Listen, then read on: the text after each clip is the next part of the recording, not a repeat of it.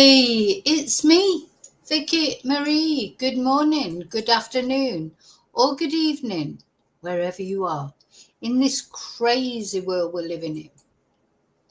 So, how are you this Saturday? If you're watching this live, it's Saturday morning here in Spain, where I'm based. It's 9 minutes past 11. I'm a little bit late as usual. It is 30 degrees already.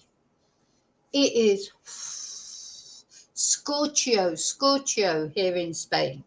Having said that, it's not too humid, so it's not too bad. I was out this morning early with the dogs. It was beautiful. 6:30, 7 o'clock in the morning. It was so fresh, lovely. And then I popped to the shops, got everything done, settled, prepared my life, and just sort of did stuff around the house. But while it's early, now that's it now for me. After I finish this live, it'll be lunch, then it'll be siesta time, then it'll be take number one son to work, then it'll be I don't know after that. Depends how awake I am. But I can't make any plans for the evenings. Only the mornings that I can get things done. So I think I've got a very interesting live for you today. Hopefully all my lives are interesting, but we're going to talk about three things, aren't we? The things that we're going to talk about actually in the video. And bear in mind, if you don't like waffle in the lives, there's always a lot of waffle. So if you don't like the waffle, the best thing you can do is after I've done the live, I will be splitting this video into these three parts, into individual videos, shorter videos with no waffle. And you might be better to wait for those. But these are the things that we're going to be talking about. We're going to be talking about Travis Decker. So, of course, recently we had that Devil's Den murderer who a lot of people thought was Travis Decker. We discussed it. Was it possible that might have been Travis Decker, this father, that went missing after allegedly murdering his own three daughters, these beautiful girls, Peyton, Olivia and Evelyn. And he disappeared. And then with the Devil's Den's murders, there was some conjecture. We talked about it, but also something that I'm going to show you today. The sheriff that is dealing with this case of Travis Decker who's gone missing, he said they had a lot of people contacted them and they looked into whether it could possibly have been Travis Decker. Anyway, it wasn't Travis Decker, but there's been a possible sighting of him.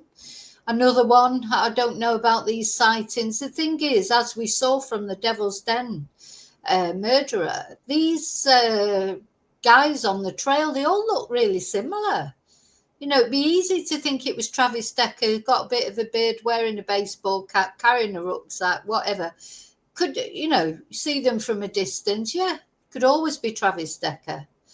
Anyway, we're going to look at that, what the sheriff says about it. The sheriff is also saying that it's possible that Travis Decker might be getting help from someone. That's another possibility, because how has he been 2 months without being any trace of him?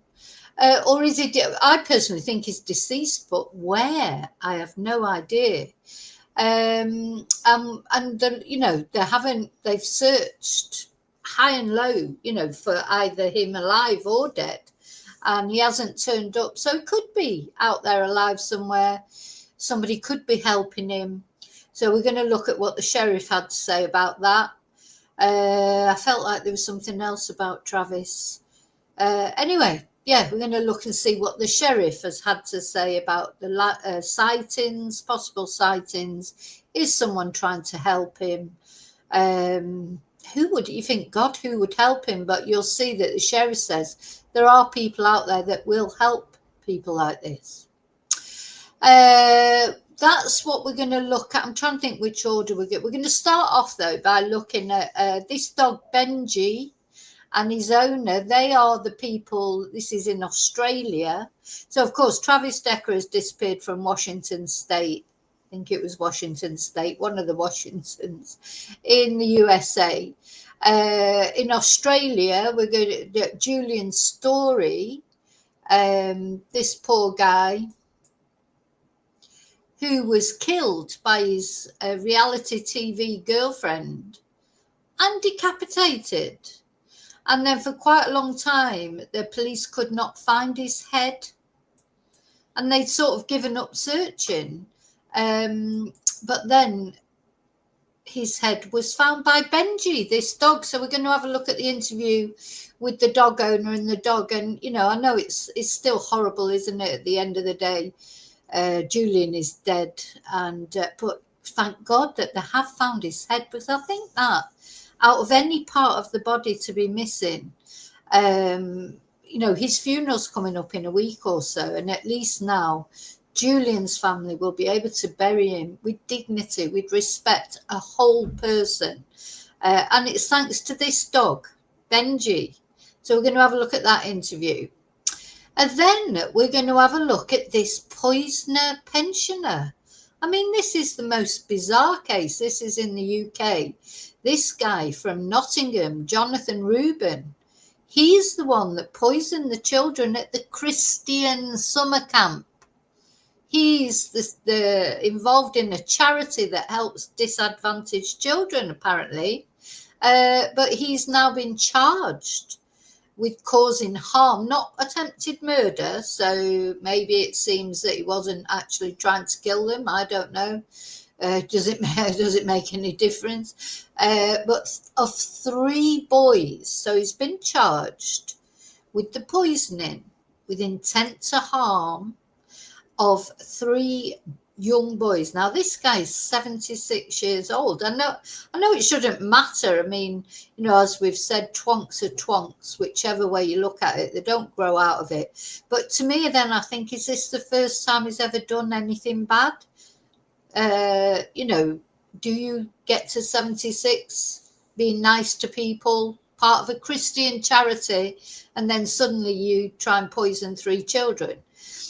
Or we didn't try and poison them, allegedly. He actually poisoned them. In fact, there were quite a lot. There were 8 children that had to go to hospital. There was 1 adult.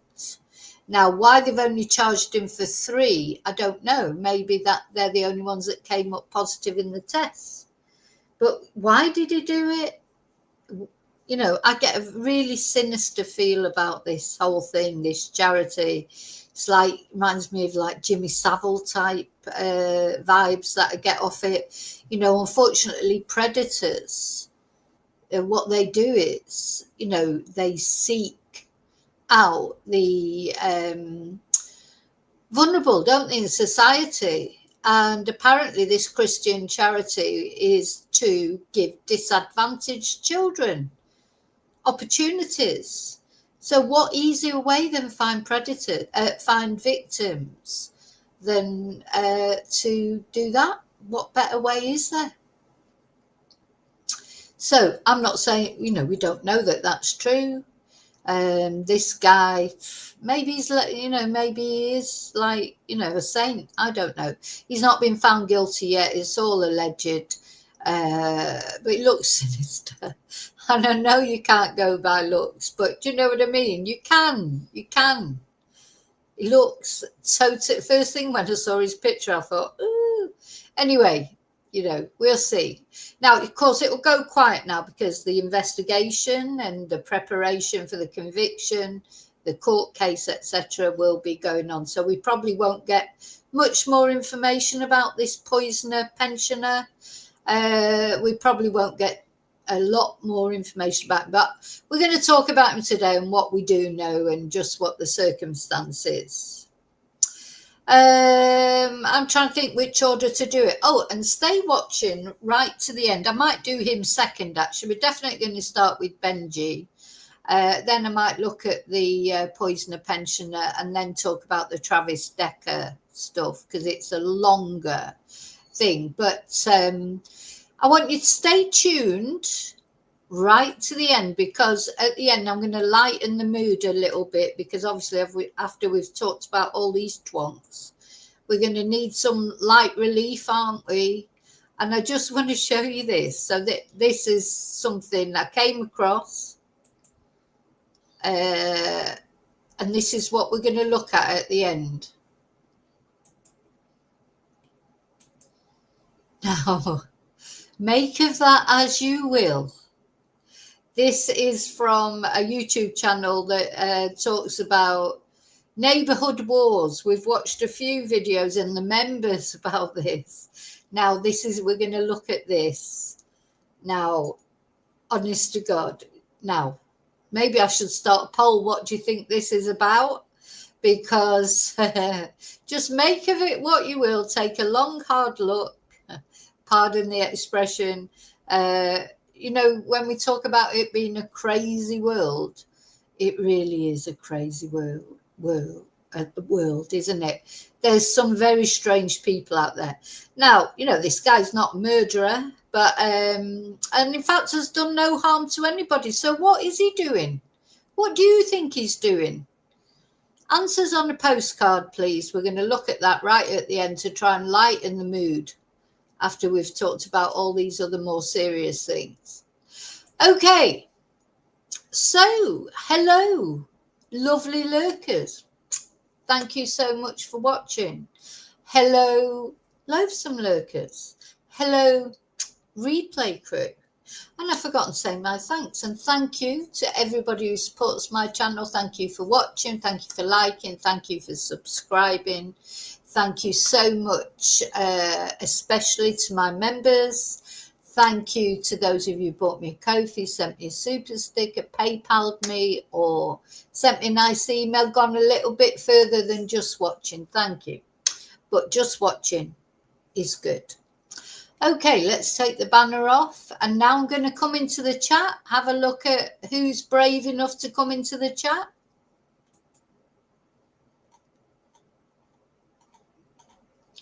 Hi, David. Hi, Lily. Hi, Darren. Hi, Heather.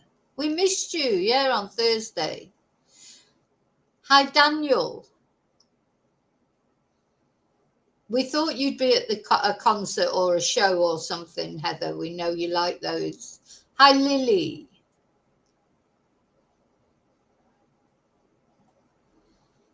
Yeah, David had to dance without you, Heather. He had to dance without you.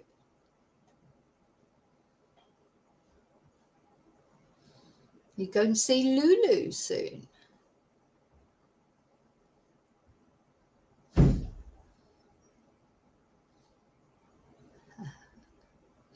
Yes, David, is your mankini like that? Wasn't you, was it, David? It wasn't you, was it? Thank you, Lily. Thank you. Yeah, I'm on the yellow nails at the moment. I've got to change them soon.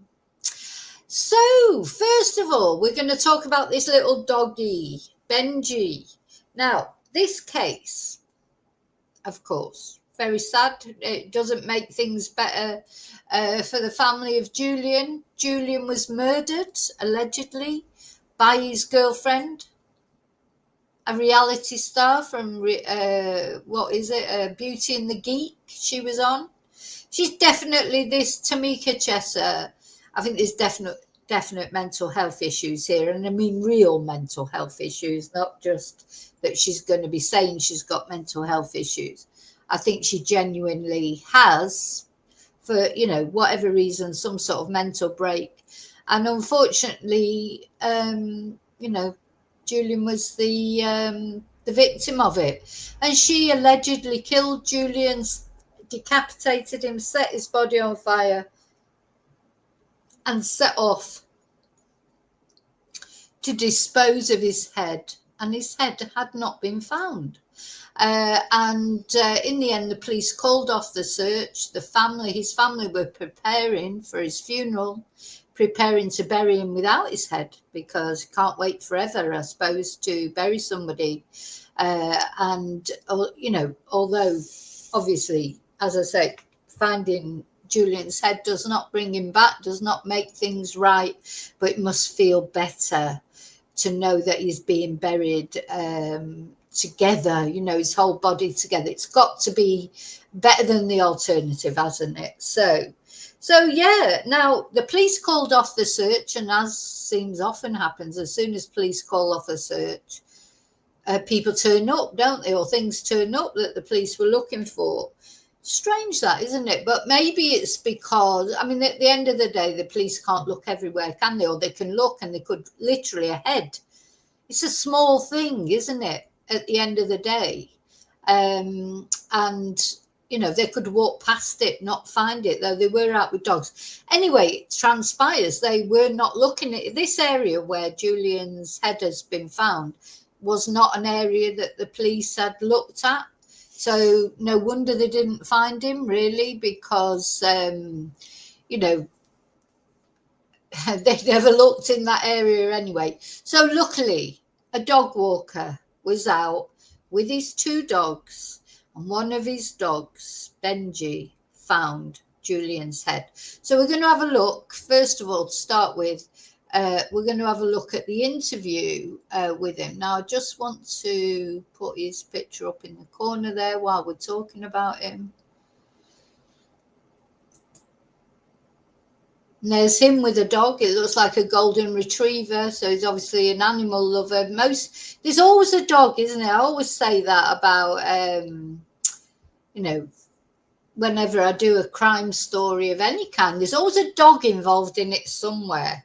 You know, whether it's the victim's dog, the perpetrator's dog, or the perpetrator's horrible to dogs or does something to dogs. There's always a dog in the story, isn't there? So, you know, there's Julian with his dog, or, you know, at some point in his life, he's had a dog, or he's had experience with dogs, relationships with dogs. I don't know if it's his dog or somebody else's dog, but you know what I mean? There's always a dog.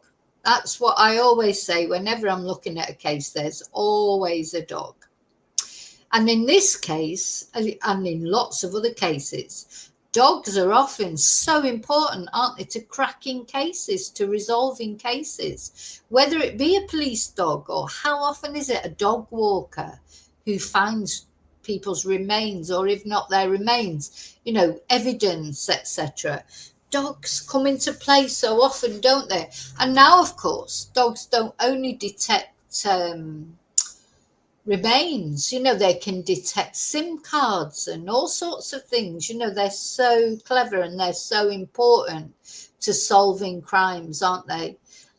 So let's have a look at this video of Benji and how he helped at least to give Julian's family. So that must be, you know, and you know yourself, if you might, it's horrible to imagine your loved one might be murdered, but if then you find out they've been actually dismembered, and then this part of their body missing, it must be a relief of some kind, at least, you know, that Julian will be buried as a whole person, as he lived. He lived as a whole person. He should be buried as a whole person. A walker has told of his surreal find, his dog stumbling across human remains in Port Lincoln Scrub, the missing piece in a murder investigation. Julian Story's family tonight awaiting forensic testing to confirm it is his skull that was uncovered by an unsuspecting local weeks after he was... Oh, Heather, thank you so much. I'm just going to put my thank you up. That's very kind. Thank you for the Ko-fi.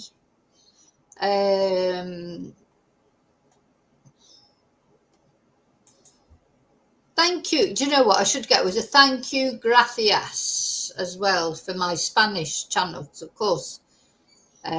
People will be watching from the Spanish channel as well. Gracias, Heather. Right, sorry, I'll get back to the video now. In fact, I'll put it to the beginning again, I think. It's only a short video. A walker has told of his surreal find, his dog stumbling across human remains in Port Lincoln Scrub, the missing piece in a murder investigation. Julian Story's family tonight awaiting forensic testing to confirm it is his skull that was uncovered by an unsuspecting local weeks after he was allegedly killed by his reality TV star girlfriend. It was meant to be just a regular walk for Tyson McCullum and his dogs, but it was while walking through this reserve yesterday that Benji, the Beagalier, cracked a murder case. Pretty surreal, to be honest. I just went in a bit closer and... Well, beagles are, aren't they? Hunting dogs, really, aren't they? They're known for that. And it's funny how dogs are different. And that's funny. What was it you, Lily, that was saying, is that on Vera? Dog walkers should be on the payroll, yeah. And I've got to admit, when I go out with my dogs, I always think, because of the true crime that I'm interested in and that, I'm always thinking, oh, my God, you know, when the dogs go off to sniff something, you think, oh, God, I hope it's not a body, you know. But it's funny because, you know, I've got two dogs. I've got Rocky and Riley.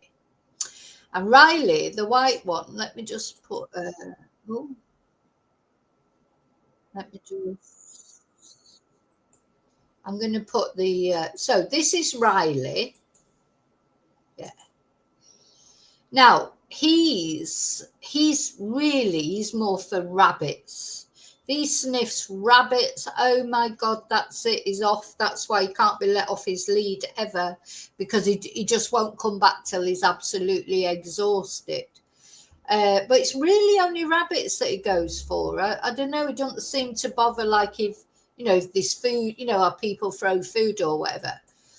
Rocky, however, he'll go after anything that smells. So I think if any of them was going to ever find a body, it'd probably be Rocky. But I don't know. Now I worry about him when he goes off sniffing, because you try and eat whatever it is, because he's like obsessed with food. Whereas Riley will bring you whatever it is. He's one of those. So, you know, did bring a rabbit. He's only ever brought me a rabbit once, because he's only ever caught one once. And this rabbit, it was only a baby and it was poorly. It was obvious, it was clearly poorly. And I just had to sit with it then till it died. I mean, it sounds ridiculous. So there I am at the campo. He comes up with this little baby rabbit in his mouth. Now, it's not him who's killed it, because he doesn't bite down on it. It was poorly, you know, you could see that it was, and then of course the shock of getting picked up with Riley, by Riley, probably nearly finished it off.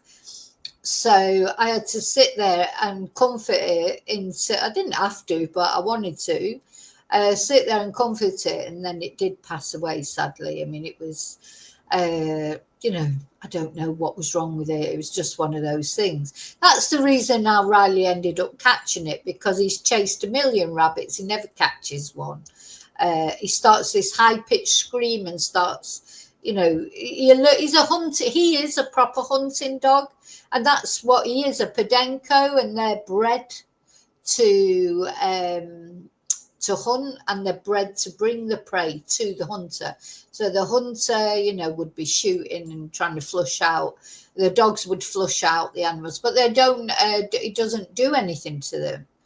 I forgot why I started saying this now. So yeah, if I was out dog walking and my dogs went off into, like this dog did, you know, he let it off its lead. He let the dog off the lead in that park bit where he was, and one of them just didn't come back. Now, that would be probably be Riley who wouldn't come back, though. He would bring, oh God, Riley would bring it to me. I mean, God, that'd be nice, wouldn't it?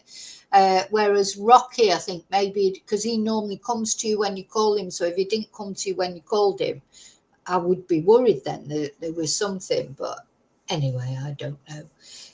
They've got such a powerful sense of smell, haven't they? And beagles, so these are beagles, and they are, look at that, the dog's face, it's like, oh, I'm famous. It almost seems to know what's going on, doesn't it? Bless it. The famous dog. Anyway, sorry, let's listen to the what the guy's got to say.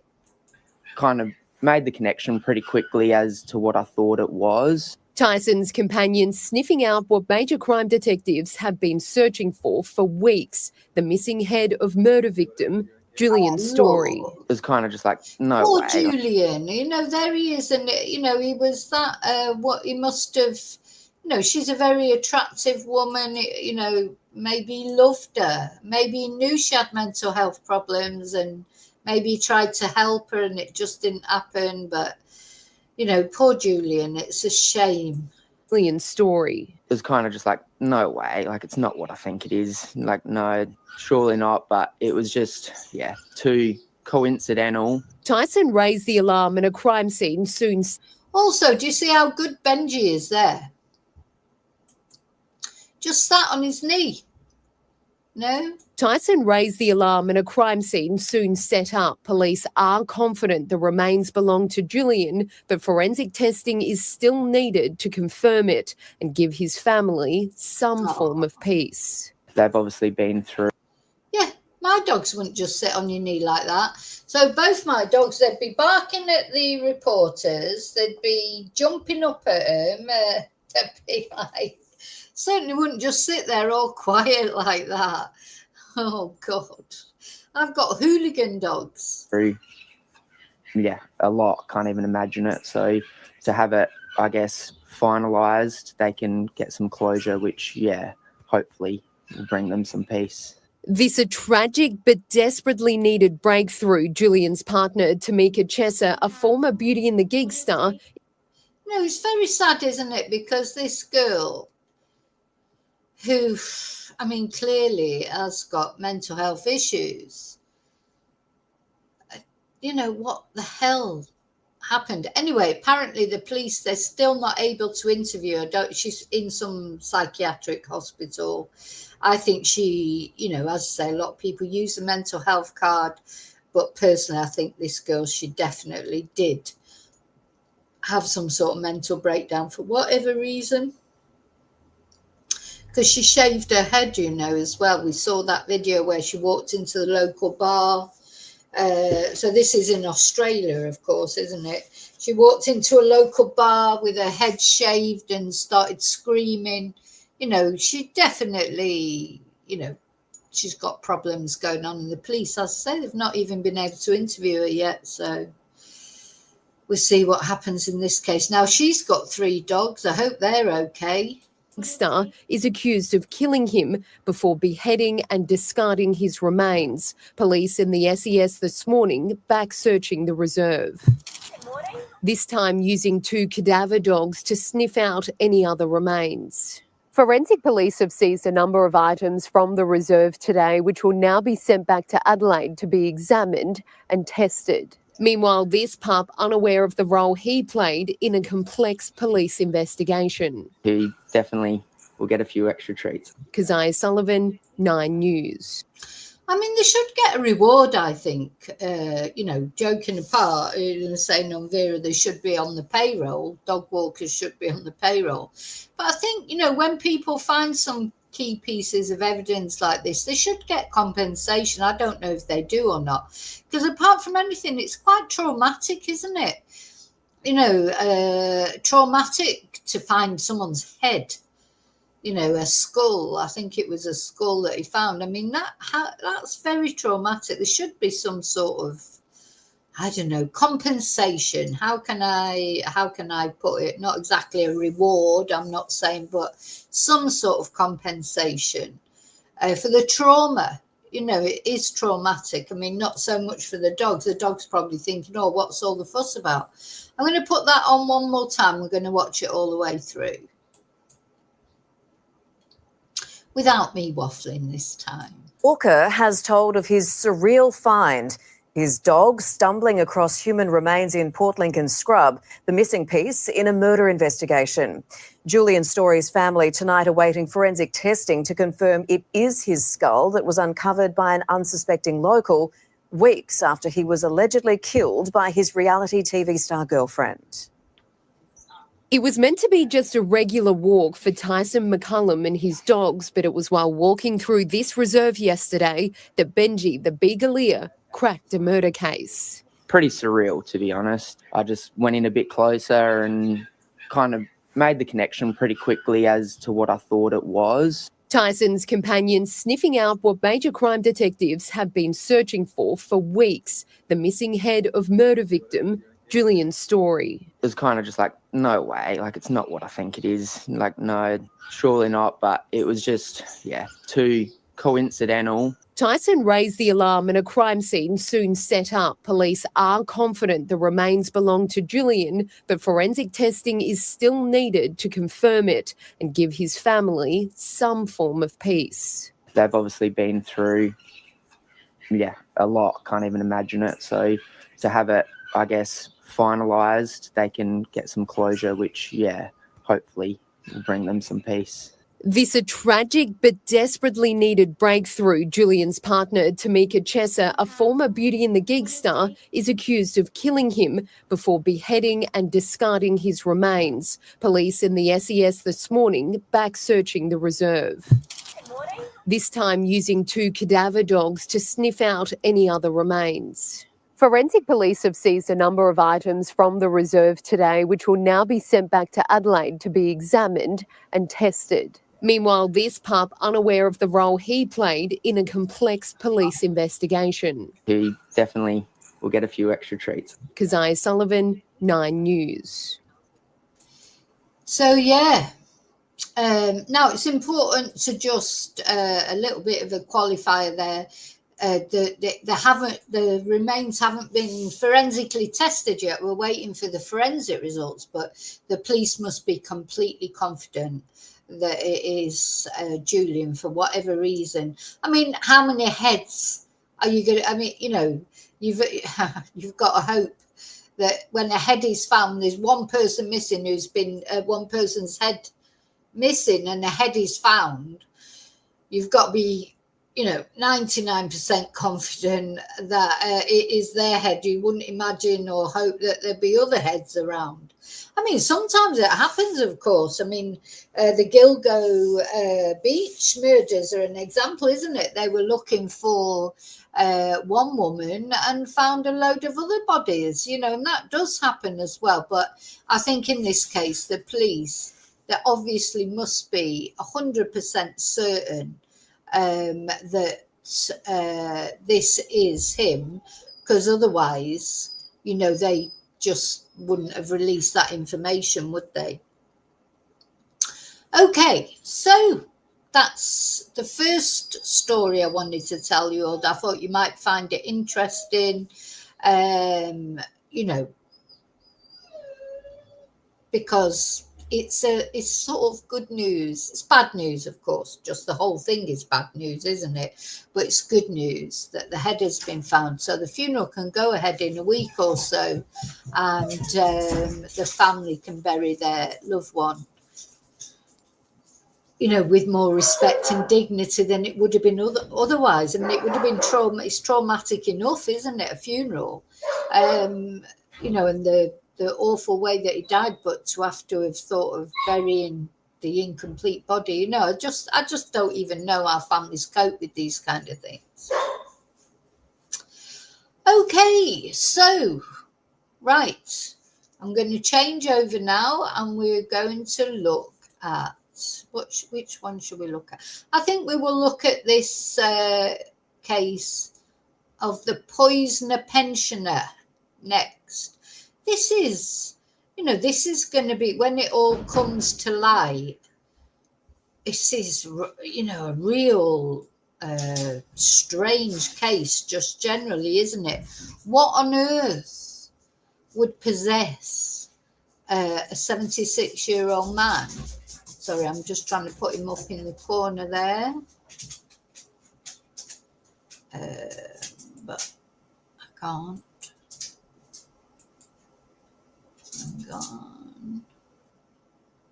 Yeah, what on earth would possess, well, anybody really, but particularly I think a 76-year-old man who's supposed to be, charitable person, in charge or the secretary of a charity, what would possess them to give poison to young children who are at their summer camp? It's sort of beggars belief, really, doesn't it? I think this, out of all the cases, now obviously I talk about most of the cases I talk about are pretty crazy, aren't they, in themselves? But this is just, I think it's not only his age, and it just makes you wonder, as he's not just arrived at 76, surely, and then started doing horrible things to children. Surely, you know, he's done horrible things to children before. I don't know. To just suddenly arrive at that age and start poisoning children just seems very strange. And the fact that he's involved in a children's charity that's supposed to help disadvantaged children. Unfortunately, as we know, predators quite often gravitate towards those kind of jobs, don't they? Because that gives them, you know, gives them contact with vulnerable children and families, you know. And I do get this sort of Jimmy Savile feeling about this. It's like, you know, who is this guy? Why has he done it? And how did he think he would get away with it? It's got Erin Patterson vibes, hasn't it? It's like, you know, poisoning is, you know, how did he think he would get away with it? Poisoning all those children and one. I don't know if he poisoned everybody who was there. So, as I say, we don't know all the full details because this is a criminal investigation that will be leading to a conviction. Probably won't be that much that will come out about it again. But let's have a look at some of the news articles that are being said about it. So this is in the UK.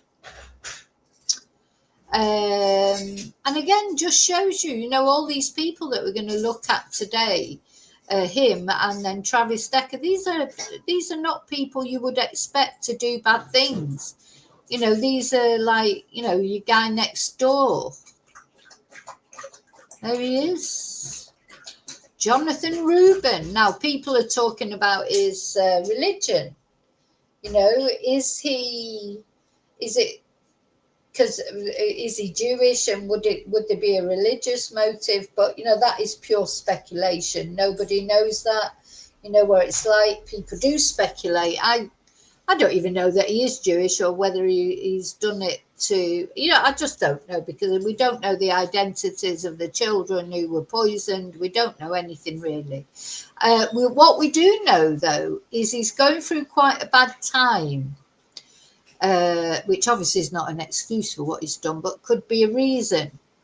So this is the first picture of the pensioner charged in connection with the suspected poisoning at a children's summer camp. Jonathan Rubin, 76, was arrested on Monday after 8 children and an adult were taken to hospital as a precaution when they fell ill at the Leicestershire camp. All have since been discharged. The camp was being run by the Statham Children's Holiday Fund, SCHF, which provides school. Now, we looked at this the other day, didn't we? It provides school clubs or subsidised holidays for children from socially disadvantaged backgrounds. And Mr. Rubin apparently is a veterinary surgeon, but his business was dissolved last August, according to Companies House records, and he is listed as a trustee of the charity. Now, I read originally that he was the secretary of the charity, so it just goes to show you there'll be a lot of rumours flying around until really officially we hear the truth of what his connection was. We have to take a lot of, you know, was he a trustee? Was he a secretary? What was he?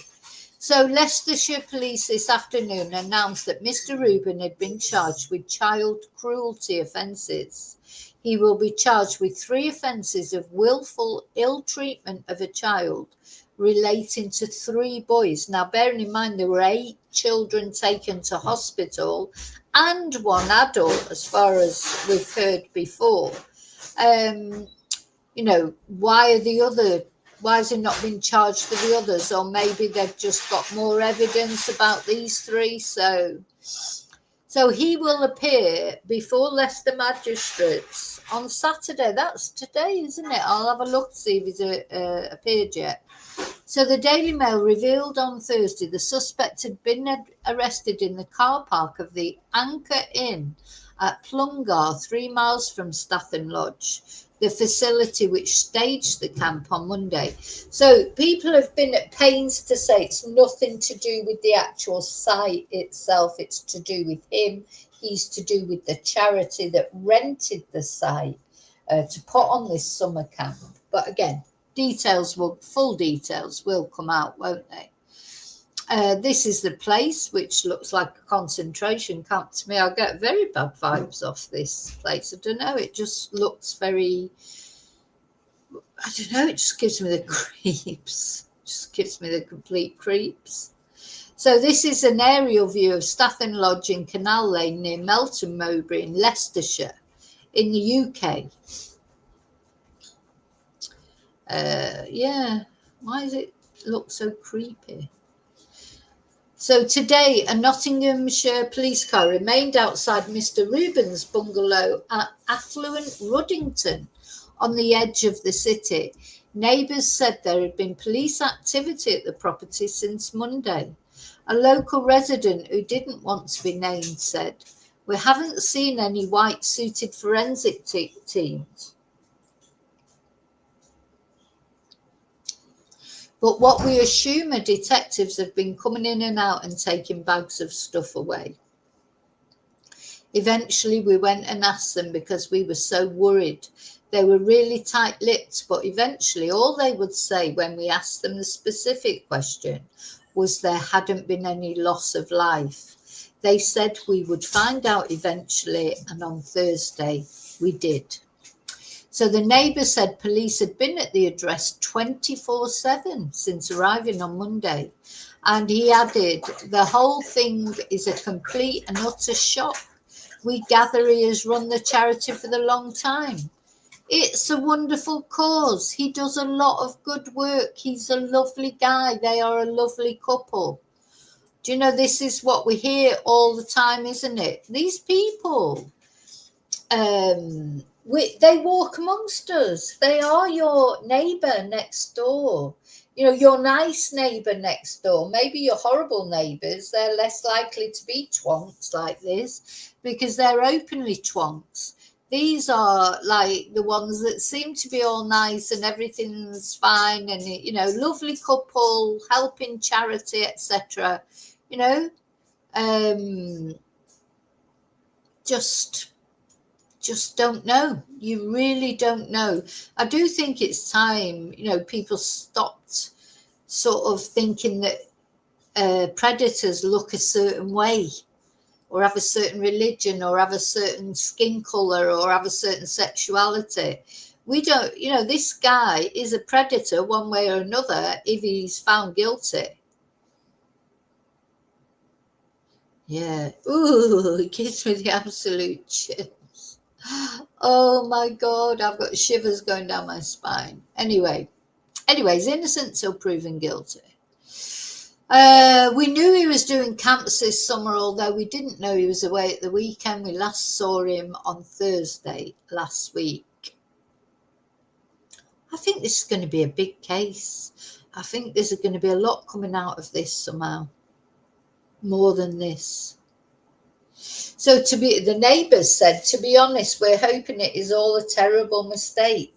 And Janine McKinnick, Chief Crown Prosecutor for the East Midlands, said, the Crown Prosecution Service has authorised the prosecution of a 76-year-old man with child cruelty offences following a police investigation into a summer camp held at Statham Lodge, Leicestershire.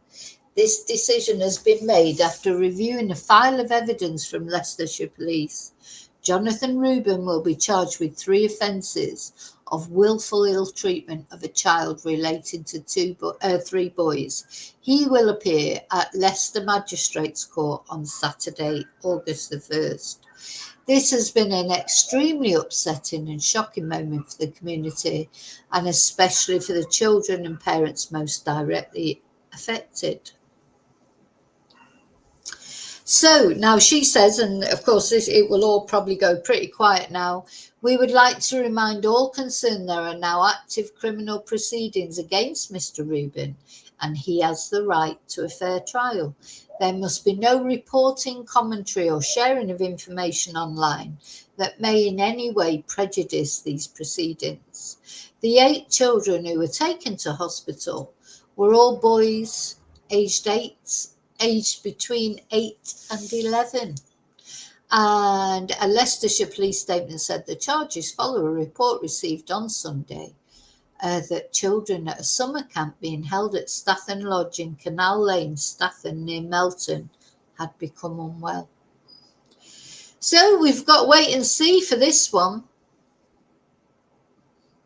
You know, they're asking people don't speculate. It's very difficult not to speculate, though, isn't it?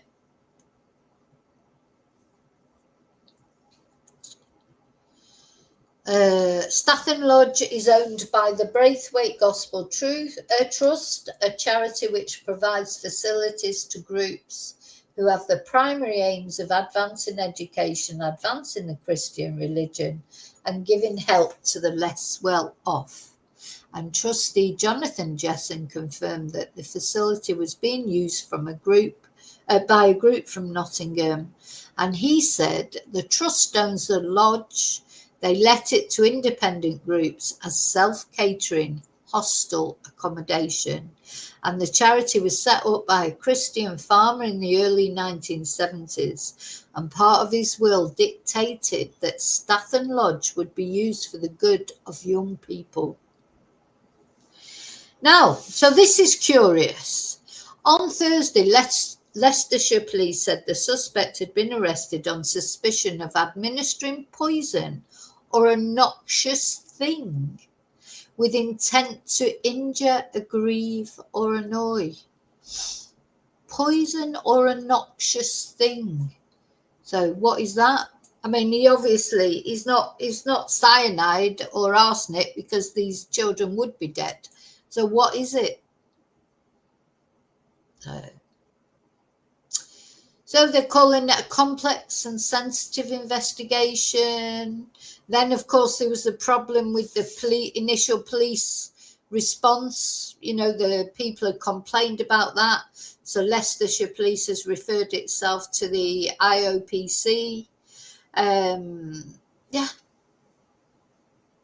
And they'll look into that. So, yeah, there's a lot going to come out about this case, but not yet, is there? Because at the end of the day, now that it's going to a criminal proceedings, we probably won't get to know much for a little while now about what's going on. It'll all be going on behind the scenes. But this man is in custody. I hope he stays in custody as well. Surely they're not going to let him out on bail.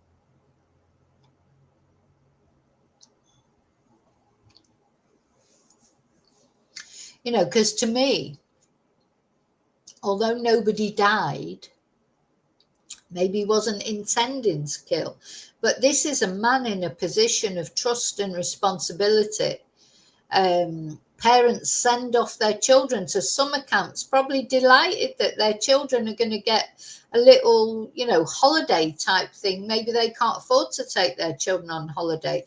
These people prey on vulnerable families, don't they, that don't have much money. And, you know, the parents probably thought, oh, that's nice for the kids to go off and stay with other kids, and there's probably activities, etc.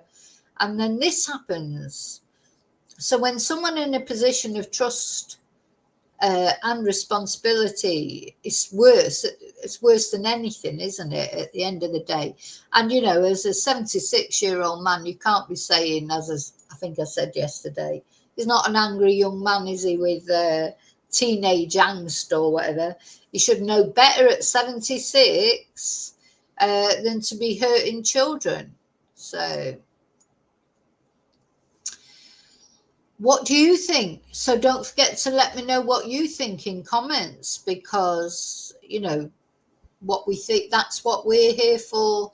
They might say no speculation, but you can't stop people from speculating. You may as well forget that. And that's not to do with social media. You know, I was thinking about it years ago. Do you know, things would still spread even though we didn't have social media years and years ago. And say even in my mum and dad's lifetime, they didn't have social media. They didn't even have telly or anything. Radio really probably was all they had. But things still spread. They still got to know what was going on, you know, famous cases that were going on. You know, they knew about my parents got to know about Dr. Crippen and other cases like that. I remember, like, when I was young, you know, we got to hear, there was newspapers, the telly, obviously, and radio. Things spread. And I was thinking about how this, maybe it's a funny example, it's not a crime actually, but if you ever watched Dallas, like in its heyday, the series Dallas, which I did, and we all loved it. The thing about Dallas TV series, American TV series with JR and all that, is everybody loved it, all ages. You know, I loved it. I was a teenager, but my parents loved it. You know, everybody watched it. It was on a Wednesday night. It was the only day of the week that I would stay in. You know, I used to go out every night, like when I was sort of in my teens, you know, 17, 18, etc. Every night I was out. And then Dallas, though, Wednesday night, that was the one night I'm not going out because Dallas is on.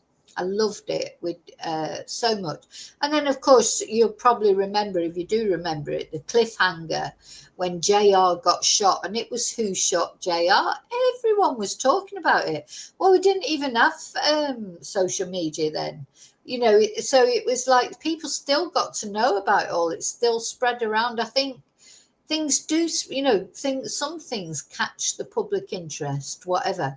And then going to, obviously that was a TV program, but even looking at crimes like the Sower murders or the Moors murderers, we didn't have social media then, but it's still, everybody got to know about it, the Yorkshire Ripper, etc. So, you know, you can't blame everything on social media. You know, they just can't. So we are going to speculate about this case. We're going to wonder what the hell happened, why this guy did what he allegedly did. And people are going to talk about it. And instead of just trying to pretend that people aren't going to speculate it, maybe they should just let it go. You know, let people speculate. At the end of the day, people speculate, and it's not prejudicing a trial or whatever.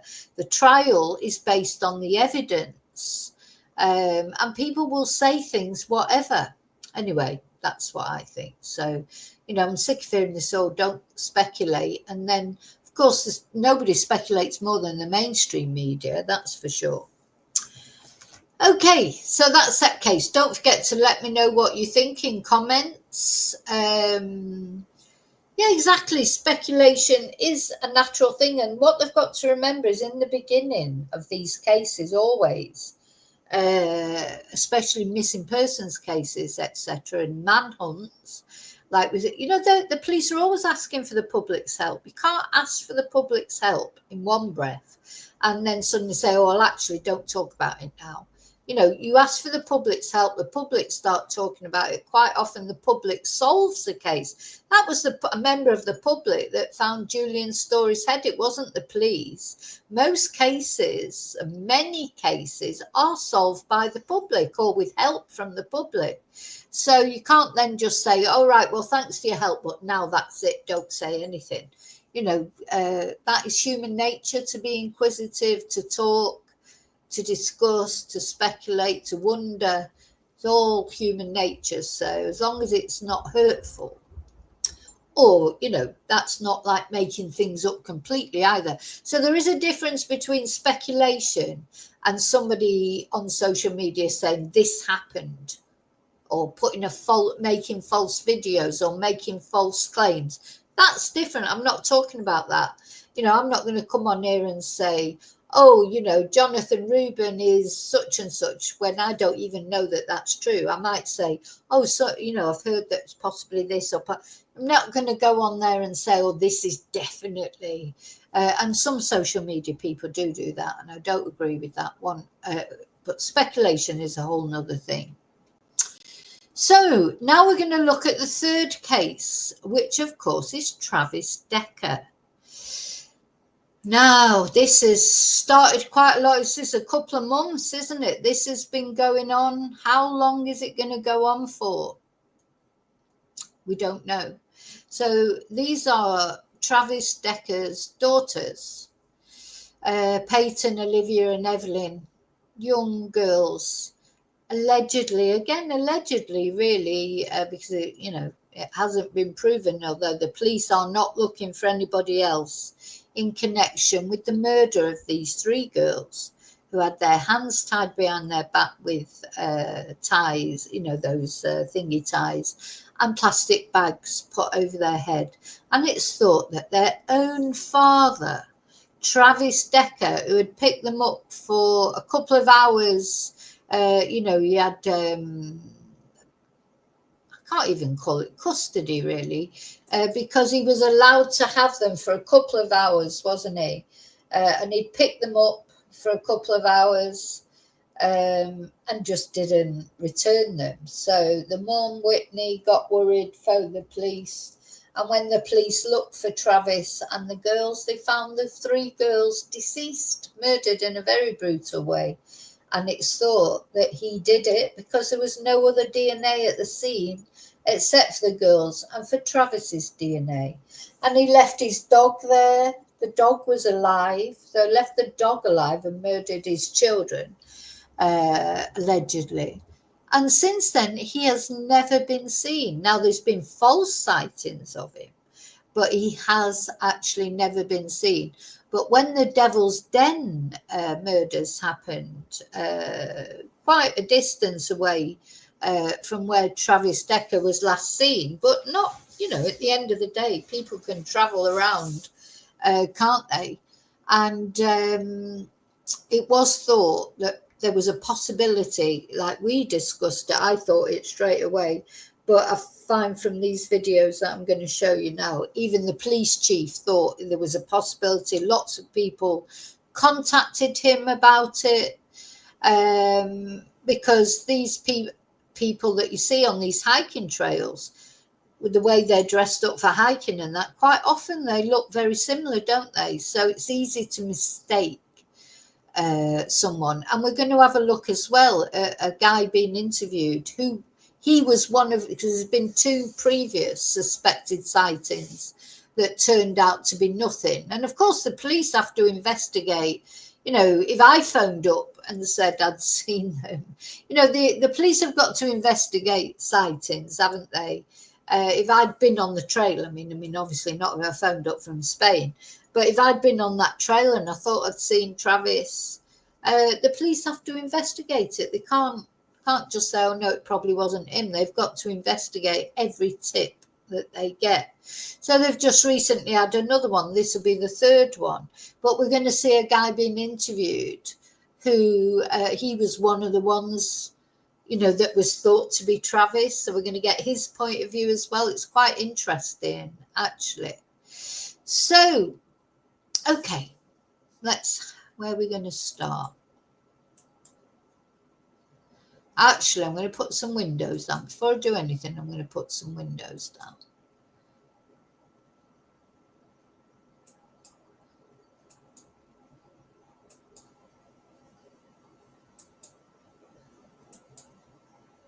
Oh yeah, and don't forget at the end, I just want to don't forget to watch to the end, because then you'll get to find out what this is all about. This is what you've got to look forward to. So after these sort of, crime stories are always a bit doom and gloom, we're going to be looking at a bit of a lighter story at the end, if you can face it. Make sure you're not having your lunch at the time, that's all. We are going to be looking at what this story is all about. So, first of all, let's look at the sheriff, the very handsome sheriff, the Richard Gere lookalike sheriff that is in charge of this operation. Gosh, he's a very good looking guy, isn't he? Very, very handsome. I know that's got nothing to do with it. It's just a human thing that I'm saying. He's absolutely drop dead gorgeous. We'll look to see what he's got to say about this latest sighting.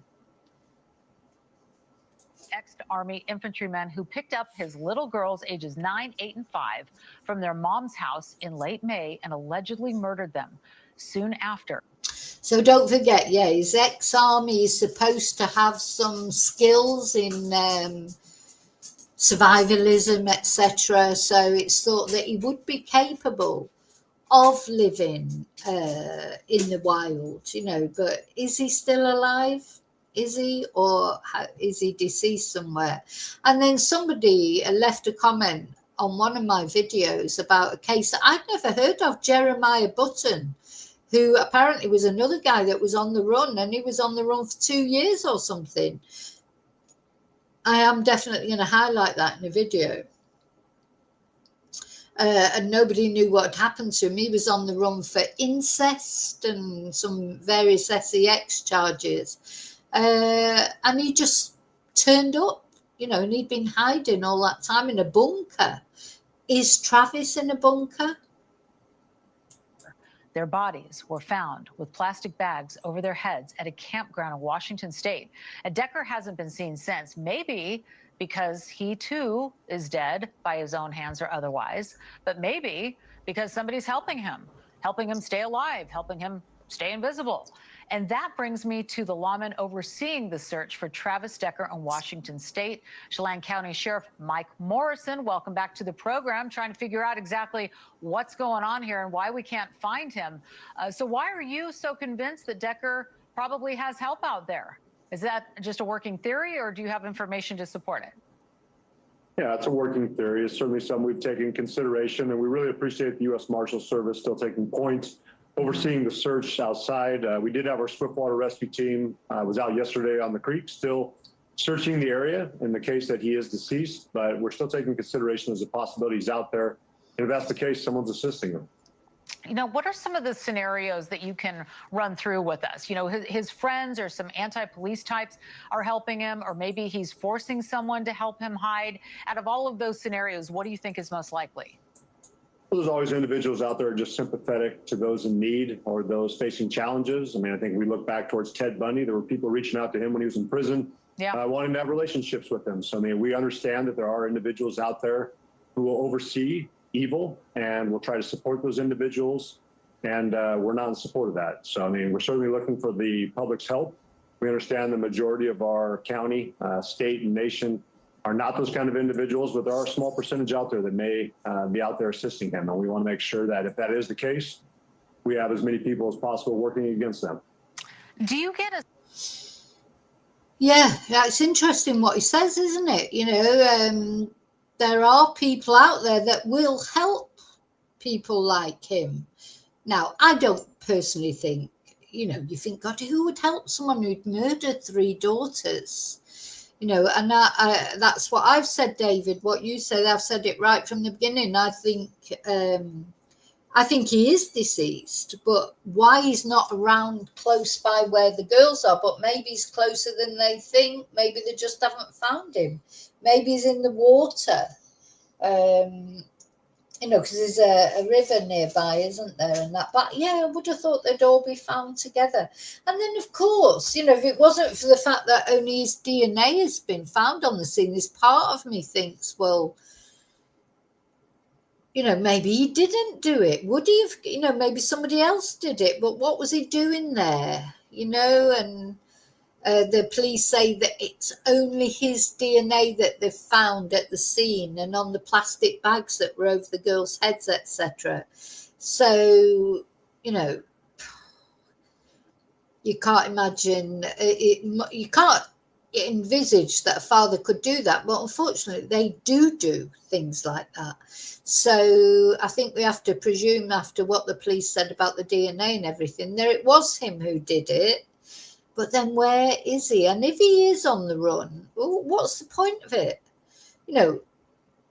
Has he gone to Canada? Because he talks about going to Canada. I can't see, surely he wouldn't go to another part of America. Would he? What would be the point of that? What does he think he's just going to be on the run forever? It's a real mystery, isn't it? Where is he? Surely nobody's helping him. Who would help him?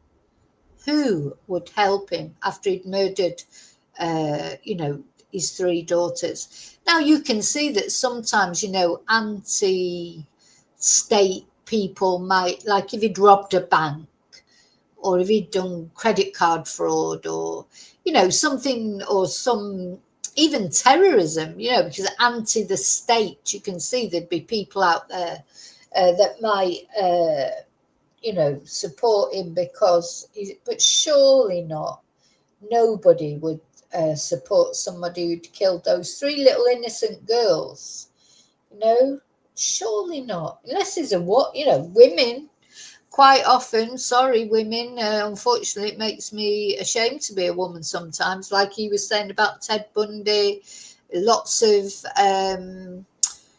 you know, famous, if you like, or infamous killers end up with a fan club, don't they? Not just women, to be honest, men as well. You know, school shooters get a little fan club, don't they, of other disaffected teenagers who think they're brilliant, you know. So maybe that, but do people really ever get a fan club if they've killed little children like that? Has Chris Watts got a fan club? I don't know. Well, there's definitely an anti-Shannon movement, isn't there? You know, his wife that Chris Watts killed. You know, everyone seems to think it's her fault. Or not everyone, but a lot of idiots out there.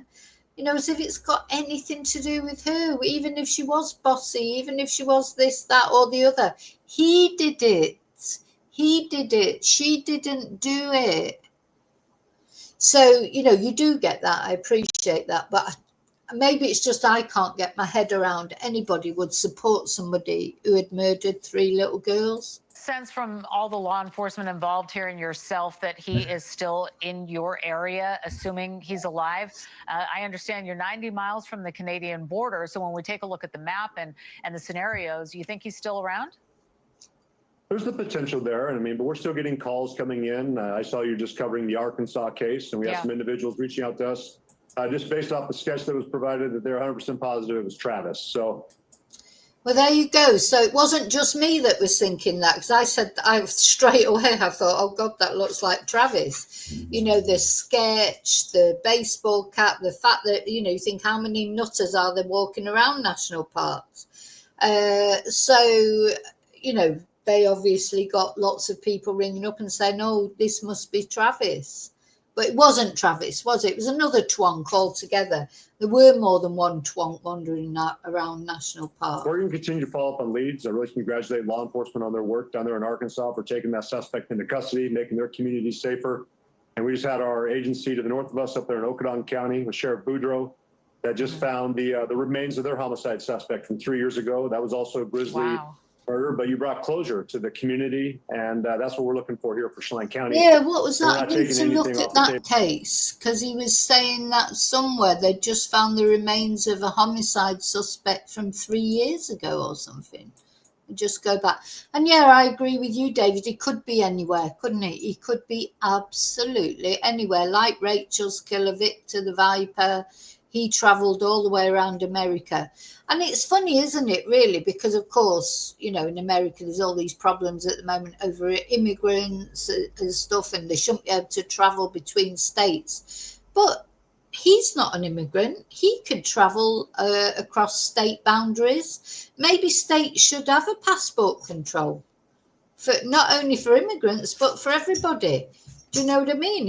You know, he's him, any other killer, whether they're American, immigrant, or whatever they are, can just travel around America with impunity. And America is a bloody massive place. And Rachel Marin's killer managed to do it. He didn't even have a car. He did it on Greyhound buses, etc. So, you know, maybe they could tighten up everybody's passport. Well, not passport control, but, you know, the control for everybody to travel between states. Because, of course, what's the first thing you would do if you committed a crime in a certain state in America? You'd go over to another state. Of course you would. That's just, you know, you'd do that because you won't want to get caught. Murder, but you brought closure to the community, and that's what we're looking for here for Chelan County. And we're not, it was also a grisly murder, but you brought closure to the community up there in Okanagan County with Sheriff Boudreaux that just found the remains down there in Arkansas for taking that suspect into custody, making their community safer. And we just had our agency to the north of us up there in Okanagan County with Sheriff Boudreaux. What did he say? Okanagan County? And we just had our agency to the north of us up there in Okanagan County.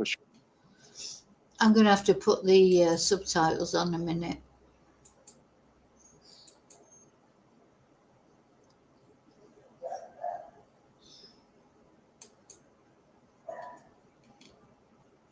Their community safer. And we just had our agency to the north of us up there in Okanagan County with Sheriff Boudreaux that just found the remains of their homicide suspect from 3 years ago. That was also a grisly murder, but you brought closure to Oakland County Sheriff Boudreaux. So some suspects they've only just found after years. The community, and that's what we're looking for here for Chelan County. And we're not taking anything off the table. We recognize there's a possibility he could still be in our area, but there's also the outside possibility that he's somewhere in our U.S., if not the international territories. Yeah, and if somebody's helping them, they could be in all kinds of trouble. I'm wondering if you could leave us with a message to the person or the people who are helping Travis Decker. What would you say to them right now? If they're out there assisting him, it's not going to work out. We're not going to give up. We have men and women in uniform across the United States that are willing and able to take that challenge on alongside us. And he will be taken into custody. And if you're assisting him, you'll sit in court with him. Wow. And finally, how's the family doing? If you could give me a quick answer. They're doing as best as possible. I mean, certainly this is a tragic situation. It's not going to be something they recover from anytime soon. I know the Wenatchee Police Department has really been the point of contact with the family, ensuring that they have any information they need. But the Chelan County Sheriff's Office is still here in support of them. We recognize that Peyton, Evelyn, and Olivia's voices are still resonating in our minds, and we won't rest until we have closure to the case. It's just so devastating, the whole thing. We are wishing you the best, you and your officers, and the U.S. Oh, I mean, look at these little ones. Just how, and so that's the mum, Whitney. Don't know how she's coping. As I've said before, she must be terrified he's going to turn up to try and get her as well. But would she, you know, she's lost these three girls. You know, she's lost everything that they were going to offer in the future. You know, she won't see them go to school, you know, graduate from school. She won't see them, you know, get boyfriends, get married, have children. She's not going to have any grandchildren unless she has another child with someone. You know, it's just what this man has done is unbelievably cruel and foul. You know, really is. How they could look those little girls in the face and then do what he did to them. I just don't know. Marshall, so glad that they are involved. Sheriff, thank you so much for being with us tonight. We appreciate your time. Thank you for watching. Subscribe below and download our News Nation app right now on your phone, and you will get fact-based, unbiased news for all Americans. So, yeah.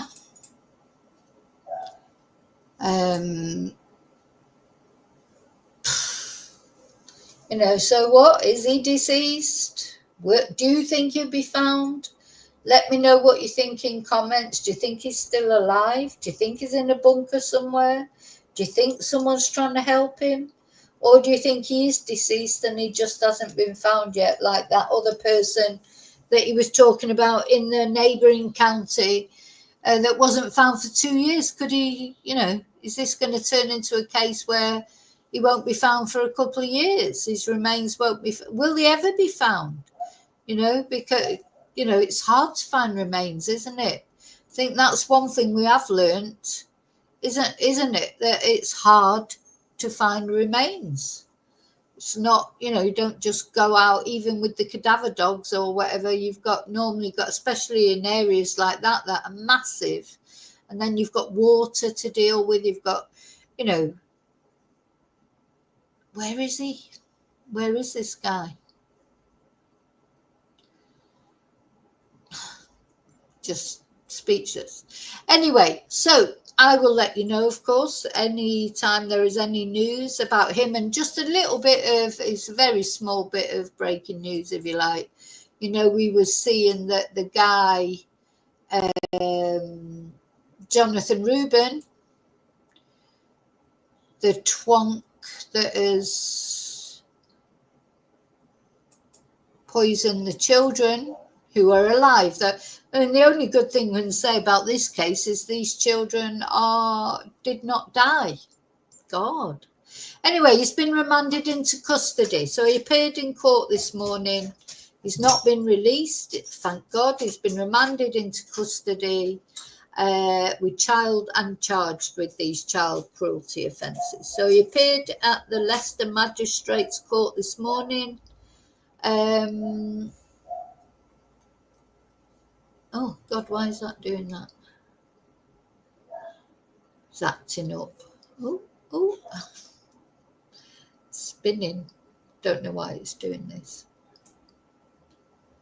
So he appeared in court this morning and he's been remanded in custody. And he spoke only to confirm his name, his age and his address. And that's it, really. So there's not really much else to say. But the important thing to know is he's not been released on bail. He has been remanded into custody. So, right, let's have something a little bit lighter now. Oh, I know what. Sorry, I haven't shown this. I forgot to show this. This is the hiker, or one of the hikers. I presume there was another one because there's been two sightings, alleged sightings of Travis. This is one of the people that was mistaken for Travis. 5:24 this morning, and it's now been more than a month since the manhunt began for Travis Decker, the man accused of killing his 3 young daughters near Leavenworth. In that time, law enforcement has investigated dozens of reported sightings, including one that led to a large-scale search in Idaho. Now, that search was called off just days ago when U.S. Marshals discovered it was actually not Decker, but a case of mistaken identity. The sighting turned out to be this man who was hiking in the Sawtooth National Forest over the 4th of July. Thing is, they all look the same, you know, the beard and the stubble and whatever in the baseball cap. If you saw them from a distance, and of course, you know, people that see them, they don't know Travis personally. Travis it'd be easy for him to change his identity. So I think there's going to be a lot of false sightings, unfortunately. But in my personal opinion, I'd be surprised if Travis is still alive, but he could be. By weekend, he says he wasn't even aware of the search until a friend said something to him when he returned home. And he sent me a news article, and it described, and I had that photo, and it described a sighting, and this manhunt sparked off out of our campsite when we were there. Your instinct isn't to think that was me. So my first thought was, oh my God, we spent the night next to a murderer. That is frightening. The hiker, who is only... It didn't even occur to him that the person they were talking about was him. So he's thinking, oh God, we've spent the night next to a murderer, but they were talking about him.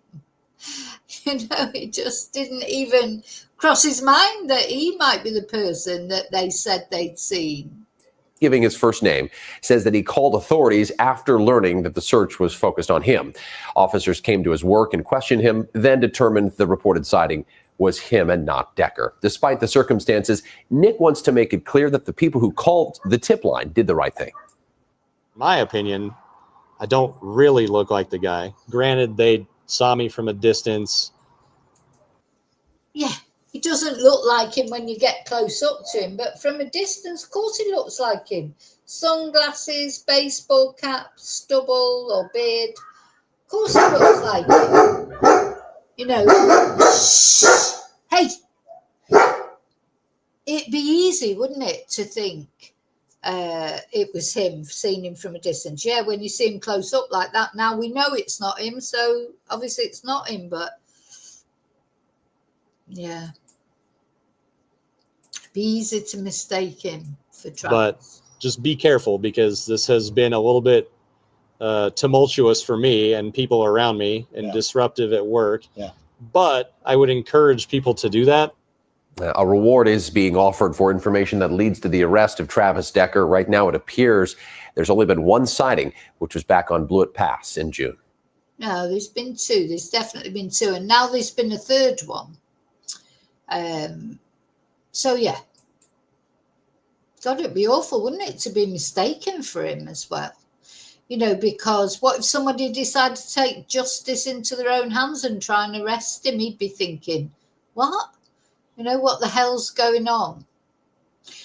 Okay, so we're going to find out I know you're dying to know what is going on here. What the hell is going on here? Now, this is from a YouTube channel called Neighborhood Wars. It's really good. It's really interesting. Interesting. Please go and subscribe to it. I've subscribed to it. I think I have anyway. Yeah, I have. Because it's so interesting. And this video is taken from Top 8 Moments from Illinois. So I want to put it back to the beginning. What do you think that guy is doing? Now we're going to find out.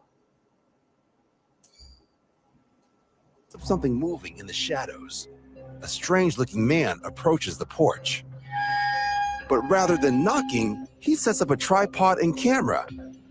To add to suspicion, the man is wearing little more than a long black coat, and the temperature is dropping to 14 degrees. So this has been caught on like door cam. So the guy's come up there, put a tripod up there. And then he's hardly wearing anything. Well, you saw that tankini thing he was wearing. Wait and see what he does. But what's this?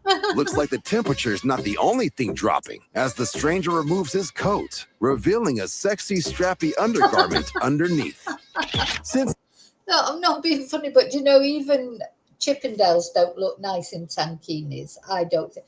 No, as a woman, I don't know, maybe it's a turn on in a different world to the one I live in, but you know, to me, I'd rather see a man in a suit and tie. It's much more, you know, and this guy, he hasn't, you know, with respect, he's not exactly a Chippendale, is he? So he hasn't got the best body in the world. But I don't think these things even look nice on men with nice bodies. You know, it's just like not nice. It's just not sexy, is it? But anyway, he obviously thinks he's sexy. Well, good for him. Good for him. So he's got this tankini on. He's gone to this doorway. He doesn't live there. He's gone there because it's got good lighting, because it's got a porch light on, and he can take a good photo there. That's why he's there.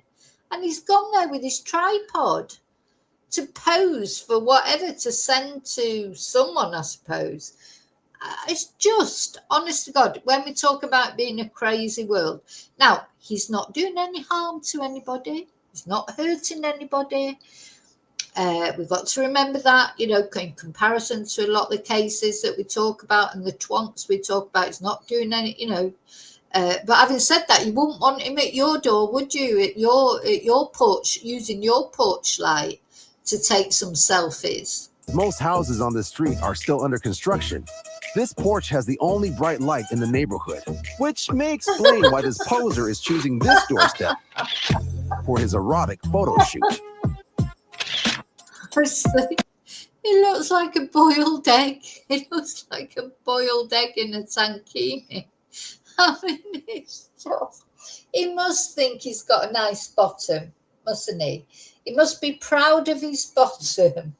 Because, you know, I mean, he's got beer belly at the end of the day. You know, people with beer belly shouldn't wear tankinis like that. I'm sorry. It's like, I wouldn't wear a tankini like that. Do you know, like, I don't even think, as I say, attractive, like Chippendale types. To me, it's not sexy, whoever wears it. It's revolting, actually. But especially, has he got gloves on? He's got gloves on. Oh, he looks like Humpty Dumpty. He looks like Humpty Dumpty, but he's obviously proud of his ass because he's turned his ass to the phone and he's taking pictures of his ass to obviously say, I mean, is it Hugh Edwards? I thought it was Hugh Edwards at first. Oh my God, because that picture of Hugh Edwards with his backside to the camera, I've shown it on the members. I've still got it somewhere on my phone. My eyes haven't recovered from it. Is it Hugh Edwards? It's just like a porkier version of Hugh Edwards. While setting up for another shot, he turns and gives the doorbell camera a rare glimpse at 2 full moons. 2 full moons. So he's got gloves on, he's got great big boots on, and a bobby hat. So what the hell? What the hell? Well, I don't know what this tattoo is. I'm not even going to try and go there. I don't want to know what it is. But honestly, when I watched it, I was just hysterical laughing. It certainly made me laugh. The poser doesn't stick around to meet the neighbors after his selfies, instead grabbing his tripod and slinking off into the night. Nor does he make an attempt to meet the neighbors when he comes back 2 weeks later. Instead, he takes more selfies, although this time in a more conservative sweatshirt and thong. According to the homeowners, this man is finally caught a couple weeks later while posing on a different neighbor's doorstep. He is arrested and charged with trespassing and indecent exposure. And although the police don't think he poses a threat, neighbors just wish he'd stop posing altogether. Doesn't pose a threat. How? No, I'm sorry. How can he think he looks good? Doesn't look good. Surely, tell me somebody, does anybody look at that? Whatever your sexuality is, whatever your age is, whatever your thing is, surely there's nobody can say that is attractive. Is it? Or is it me? Maybe it's me. Maybe I'm cold. I don't know. But just how can you think that that's attractive? Oh, no. So we're going to watch it one more time. Shot. Do you know he what? Turns. He'd probably be happy knowing that the whole world is looking at his video. I don't know. Surely, oh my God. Surely he knew there was a door cam there. So he's picked this house because it's got a good porch light. So think about that when you leave your porch light on. Don't, because you might have someone. I mean, look at these boots. Oh, come on. Tripod and camera. To add to suspicion, the man is wearing little more than a long black coat, and the temperature is dropping to 14 degrees. But what's this?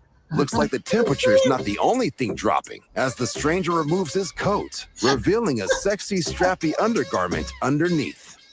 Since most houses on the street are still under construction, this porch has the only bright light in the neighborhood, which may explain why this poser is choosing this doorstep for his erotic photo shoot.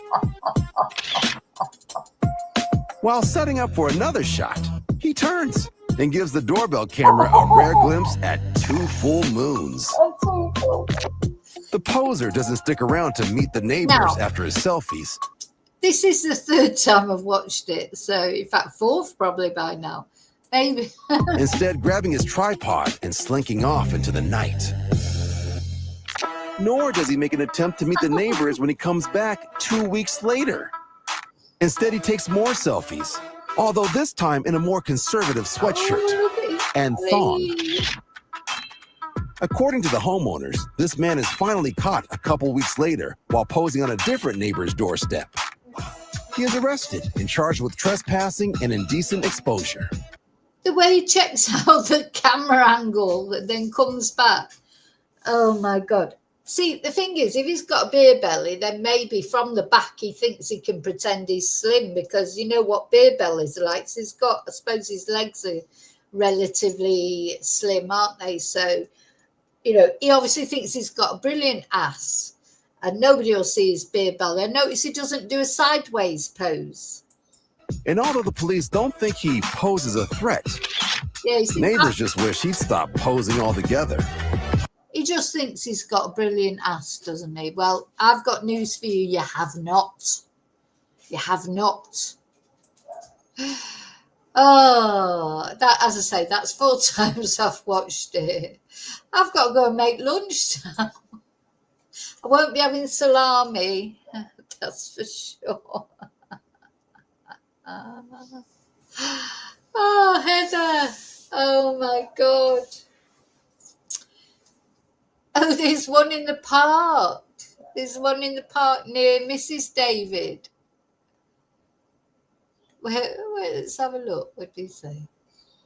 A family member saw a similar event in the park at night at Mrs. Dave's area when the guy saw he was being watched. So what, he was taking... Why would you go outside to take selfies? Why can't you do it in the privacy of your bedroom? You know, to take these...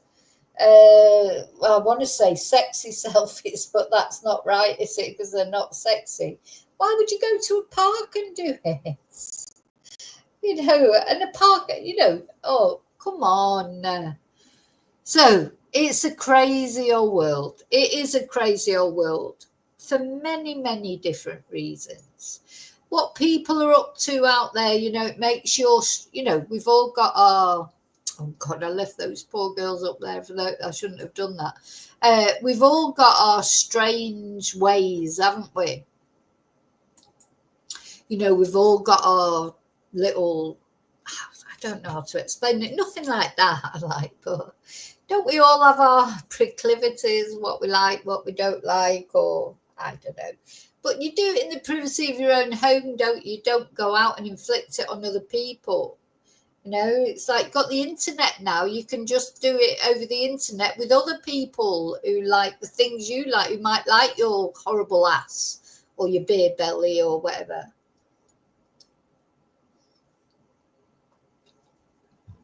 You don't have to go out and inflict it on the world, do you? You can do it in privacy. Oh, dear me. Anyway, that made us laugh at the end of all those other stories, which, of course, are not funny. Thank you for watching. Now, listen, thank you, Heather, for the Ko-fi. Thank you so much. You're very kind. You're always very kind. Thank you. I hope you're all going to have a brilliant weekend.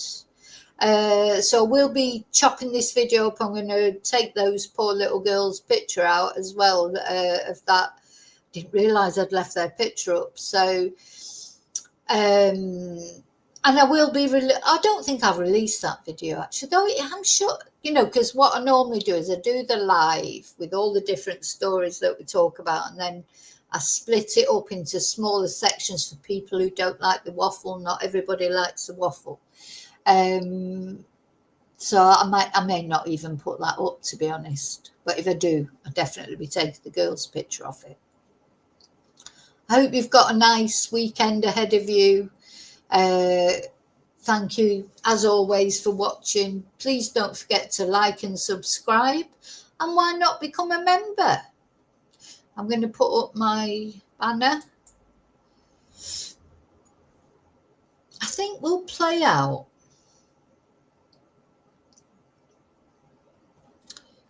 Yeah, thank you. I think I'm going to find a song to play out with. We played the Spanish one yesterday, so I'm going to play a different one.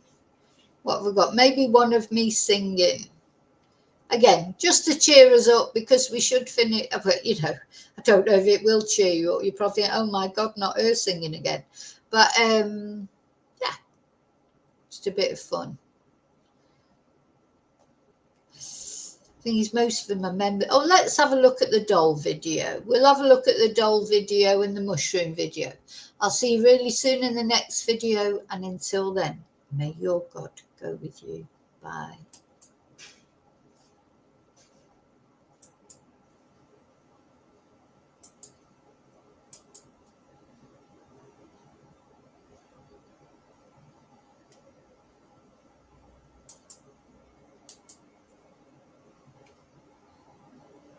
Oh, remember the dolls. I haven't set this to music, actually. I need to set this to music.